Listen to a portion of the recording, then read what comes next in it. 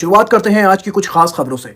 America के treasury department के जो सेक्रेटरी हैं, जिनका नाम है स्कॉट बेसेंट, उन्होंने कहा कि हम ईरान को जो पहले अंदर से तोड़ने का काम नहीं कर पाए थे, अब वो काम हम लोग बहुत अच्छे से कर रहे हैं। स्कॉट बेसेंट ने कहा कि हमने ईरान के ऊपर जो सैंक्शंस लगाए हुए हैं, ये सबसे स्ट्रॉन्ग सैंक्शंस हैं। इससे ईरान क्या हो रहा है कि आइसोलेट हो जा रहा है, वर्ल्ड इकोनॉमी से उसका कनेक्शन कटता जा रहा है। और हमने जो ईरान के ऊपर नेवल ब्लॉकेड लगा दी है, तो उन्होंने कहा कि ये एक तरह से कॉम्बो हो गया है। पहला तो जो सैंक्शंस लगे हैं ईरान के ऊपर, उससे ईरान की इकोनॉमी कमजोर हो रही है, और दूसरा जो हमने नेवल ब्लॉकेड लगा के रखा हुआ है, उससे ईरान के ऊपर डबल कॉम्बो से अटैक हो रहा है। दोस्तों, इसी के साथ मैं बता दूं, अमेरिका के डोनाल्ड ट्रंप का भी बयान आ गया है। डोनाल्ड ट्रंप ने कहा है कि अगर ईरान के ऊपर हमको और 100 बार अटैक करना पड़ा तो हम अटैक करेंगे, और हमारा एक ही मोटो होगा कि ईरान न्यूक्लियर वेपन ना बना पाए। अब एक खबर और अमेरिका से निकल कर आ रही है। दोस्तों, ये बहुत अहम खबर है। बताया ये जा रहा है कि एक जो वुमेन है उसको गिरफ्तार करा गया है। इसके ऊपर ये इल्जाम है, इसने बॉम्बिंग की प्लानिंग की थी न्यूयॉर्क सिटी के स्टेट कैपिटल की।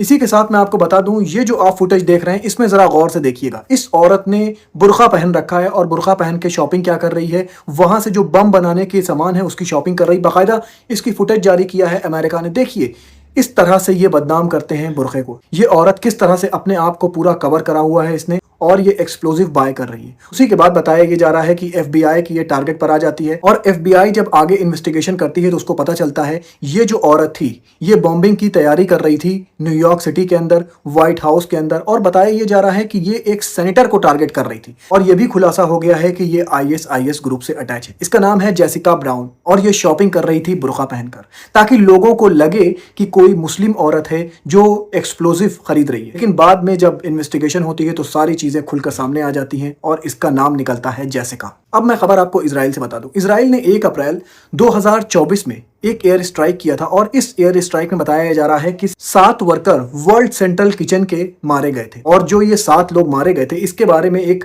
बाकायदा इन्वेस्टिगेशन चलाया था इजराइल ने, जिसको कल इजराइल ने पूरी तौर पर बंद कर दिया। उसी के साथ बताया जा रहा है कि इन 7 लोगों में एक पोलैंड का सिटीजन था, जिसका नाम था डैमियन सुबुल। बताया जा रहा है कि पोलैंड के मिनिस्टर ऑफ फॉरेन अफेयर ने कॉल किया है इजरायली एम्बेसडर को वॉर्सो में। दोस्तों, पोलैंड की और इजराइल की बहुत क्लोज रिलेशनशिप है। मैं आपको बता दूं, बेंजामिन नेतन्याहू के जो फादर थे, जो उनके पेरेंट थे, वो एक पॉलिश ज्यूस थे, और पोलैंड का इजराइल का कनेक्शन भी बहुत अच्छा है। लेकिन ये जो वर्ल्ड सेंट्रल किचन के लोगों के ऊपर स्ट्राइक किया था इजराइल ने 1 अप्रैल 2024 में, और उसमें पोलैंड का एक सिटीजन मारा गया था, तो इसको लेकर पोलैंड नाराज नजर आ रहा है इजराइल से। मैं आपको खबर सऊदी अरब से बता दूं। दोस्तों, सऊदी अरब इस वक्त एक तरह से कहा जाए तो हुतीस के साथ जंग में इन्वॉल्व है, और उसी के चलते बताया जा रहा है सऊदी के जो टॉप मिलिट्री ऑफिशियल्स हैं, उन्होंने मुलाकात करी है कतर के टॉप मिलिट्री ऑफिशियल के साथ। ये दोनों कंट्रीज मिलकर अपनी मिलिट्री ताकत को मजबूत करने की कोशिश कर रही हैं। मैं खबर आपको चाइना से बता दूं। दोस्तों, आप तो जानते हैं कि पूरी दुनिया वॉर में उलझी हुई है, पूरी दुनिया जंग जदल में उलझी हुई है,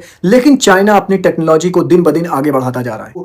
चाइना ने अपनी रोबोटिक टेक्नोलॉजी को आगे बढ़ाते हुए एक हॉर्स रोबोट का सक्सेसफुल टेस्ट किया। ये जो आप देख रहे हैं, ये फुटेज चाइना से निकल कर आ रही है, और बताया ये जा रहा है ये हॉर्स रोबोट उन जगहों पर काम करेगा जहां पर आपकी व्हीकल्स नहीं जा पा रही, जैसे कि पहाड़ी इलाके हैं और ऐसे इलाके हैं जहां पर व्हीकल्स नहीं जा पाती, तो यहां पर लोग इसके ऊपर बैठेंगे और उन जगहों पर आसानी से पहुंच जाएंगे। शुरुआती टेस्ट के बाद ये हॉर्स दिया जाएगा चाइना की मिलिट्री को, और चाइना की मिलिट्री इससे वहां पेट्रोलिंग करेगी जहां पर उनकी व्हीकल्स पहुंच नहीं पाती।